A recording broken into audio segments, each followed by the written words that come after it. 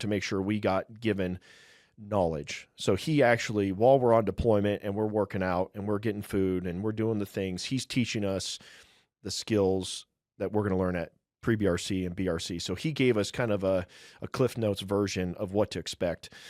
Now, and this is, so you deployed when you went to the platoon that was like the recovery platoon where everybody goes when they're injured, and you deployed with those guys? Yeah, so I got healed up and then I was off to deployment. So they knew that my rough timeline to get my foot healed and ready for deploy I'd be ready to go. So I stuck with them and we did our workups and everything else, and we ended up deploying.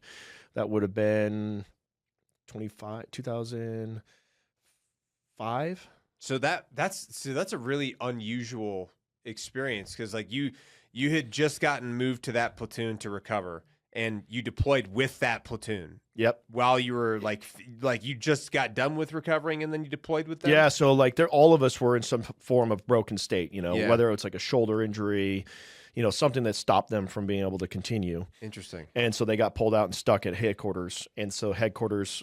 Okay, so you got pulled into headquarters from there. Okay. And that's how, that's how I went on my first deployment. I believe it was 2005. You were a regular 0311 still at that point. You hadn't gotten right. 0321 yet. Nope. Okay. And where did you guys go in 2005? So we were Camp Fallujah. Fallujah. Yeah. Okay. And then and what we did is I'm thankful for the opportunity, is we got to basically run supplies. So we would run stuff from Fallujah to the recon teams out in operations. So we go run them resupply for food, ammo.